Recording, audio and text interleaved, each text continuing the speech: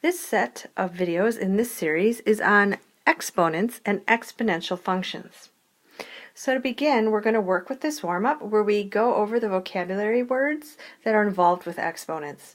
Pause the video now and see how much you can remember.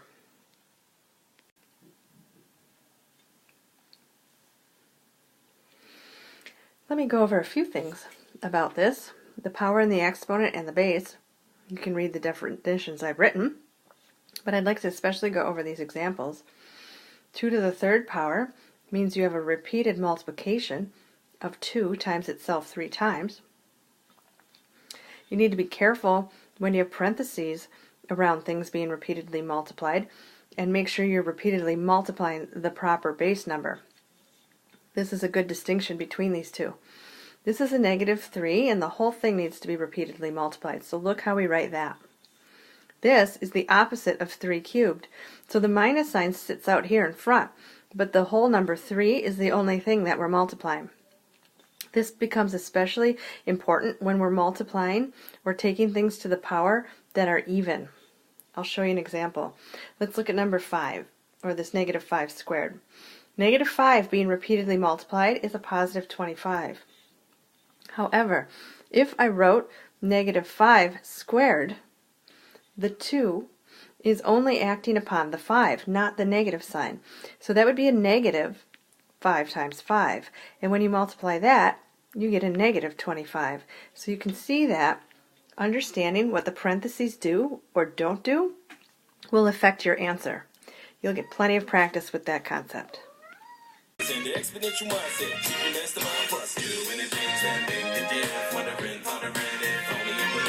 Welcome to the exponential mindset. Each and every day doing the 1% that works on whether or not whether that makes sense. Welcome to the exponential mindset. Yo, I heard that and there ain't nothing to mess with, but you can't.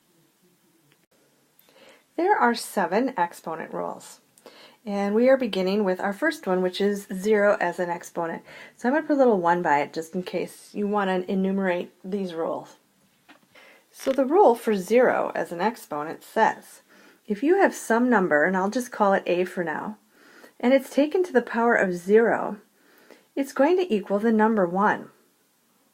I know that can be uncomfortable because you don't understand why at this point, but in future rules I can show you why. Anything to the power of 0 just becomes the number 1. Let's look at these 4 examples. 3 to the power of 0. The only thing you need to do to simplify this when you see that is say that that equals 1. -2 to the power of 0. That also equals 1. -6 to the power of 0. You need to be careful on this one. 6 is the only number being affected by that exponent of 0. So it equals 1, but that negative sign is out front of it because there were no parentheses.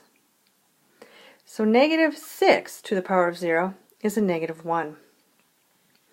X to the power of 0 is also 1. So that is to show you that even if you have a variable to the power of 0, you're just going to write, you guessed it, 1. Our second rule is the negative exponent rule. So I'll put a 2 by this one. Here's what it's saying. We never like to write a negative exponent or leave an exponent as negative. We can convert it into a positive exponent by taking the number and putting it in the denominator. Once you move a numerator with a negative exponent into the denominator, the exponent becomes positive. It also works in reverse. If you have a number in the denominator with a negative exponent, you can make the exponent turn positive by taking the number in the denominator up to the numerator. And this is really over 1. Again, there's a reason this is true. This turns out to be more of a definition than anything, but I can't explain it to you yet until we've watched more videos and learned more exponent rules. Let's do letter A. I have 5 to the power of -2. Again, it's considered improper to have a negative exponent. So the way to turn that exponent positive is to convert or move my 5 to the negative 2 power to the denominator. And just write your exponent as positive and put a 1 on top as a placeholder. Example B is an example of the reverse. I have 3 to the negative 4 power. Again, because that's considered improper, I need it to become 3 to the positive 4 power. And that happens when I move it from the denominator to the numerator. And you can write it over 1, or you can just leave it as 3 to the positive 4 power. Here are some more challenging problems involving the first two rules that we learned. We'll take one at a time.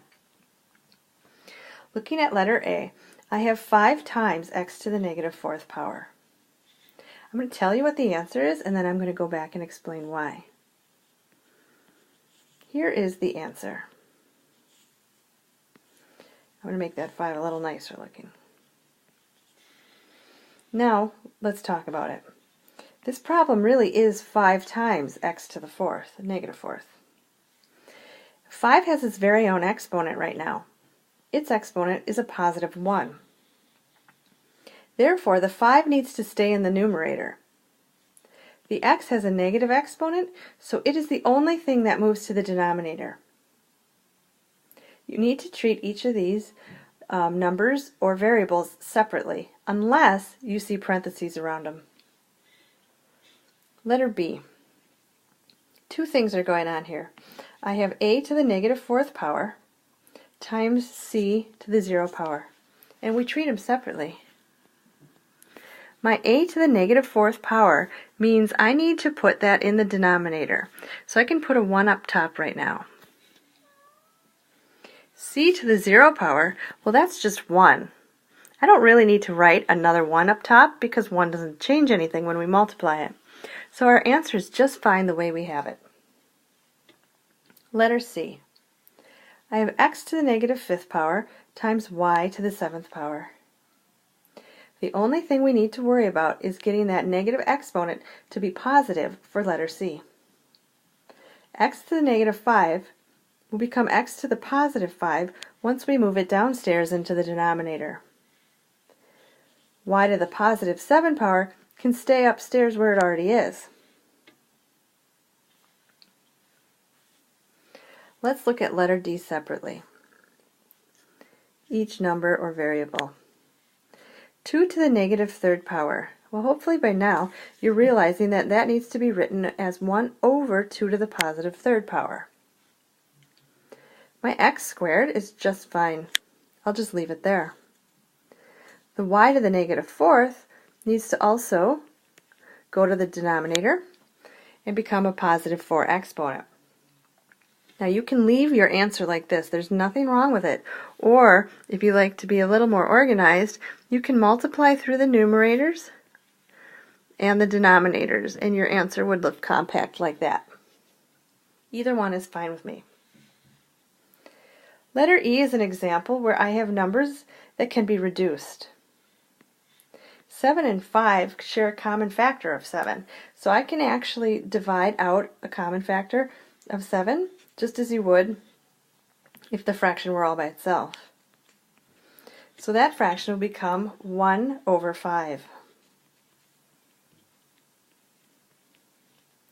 X to the negative 2 power, something needs to happen to it. I can't have the negative 2 exponent. It will come downstairs with the 5. Y to the negative 5th power will move upstairs so that its exponent becomes positive. And you can either leave the 1 out front, or you could erase it if you wanted to. For letter F, only one thing is going to happen to it, even though it looks complicated. The only thing I need to worry about is the b to the negative 2 power.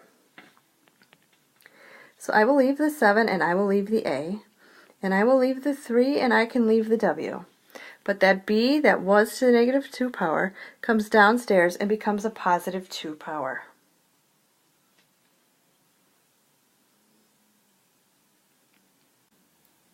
Sometimes you will be asked to evaluate an expression that involves an exponent that's negative or 0. So looking at letter A, I have s to the negative 4 power, but the problem is telling us that s is really equal to 3.